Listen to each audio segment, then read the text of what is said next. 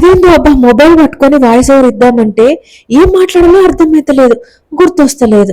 అదే నార్మల్ గా ఇంట్లో పనులు చేసుకునేటప్పుడు, వంట చేస్తున్నప్పుడు అది మాట్లాడాలి, ఈ టాపిక్ గురించి చెప్పాలి అని ఇలా అనుకుంటానా. తీరా మొబైల్ పట్టుకొని వాయిస్ ఓవర్ ఇస్తా ఉంటే ఒక్కటి బుర్రకు తట్టదబ్బా. ఈ రోజు బ్రెడ్ హల్వా చేస్తున్నా. బ్రెడ్ హల్వా నా స్టైల్లో నేను ఎలా చేస్తానో చూపిస్తున్నాను, చూసేయండి. మనం ఏ పని చేసినా వెనకది ముందు చేస్తాం, ముందు వెనక చేస్తాం. ఆ మాట ఎందుకనో మీకు చూపిస్తాను. ముందుగా బ్రెడ్ ముక్కల్ని ఒక ప్లేట్ లో పెట్టుకుని ఫ్రిడ్జ్ లో అయినా గాలికైనా పెట్టేసుకోవాలి, కాస్త క్రిస్పీగా తయారవుతాయి. తర్వాత వీడియోలో చూపించిన విధంగా ఎడ్జెస్ అన్ని కట్ చేసుకొని మనకు కావాల్సిన సైజు లో అయితే కట్ చేసుకోవాలి.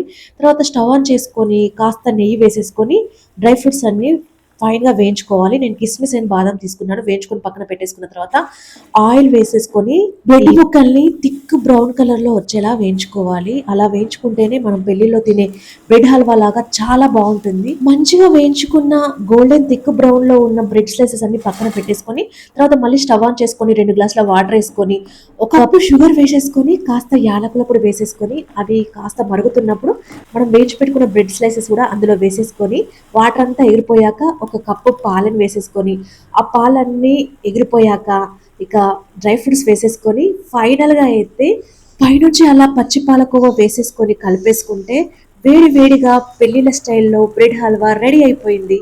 చూడడానికి కూడా సేమ్ అలాగే ఉంది కదా, కలర్ కూడా. ఇక టేస్ట్ చేస్తున్నబ్బా, టేస్ట్ మాత్రం అదిరిపోయింది అసలు. నిజం, నేను చేసినాను కాదు, బాగాలేకపోతే బాగాలేదని చెప్పేస్తాను నేను. కానీ నేను చేసింది ఏదైనా కూడా పర్ఫెక్ట్గా వస్తుంది.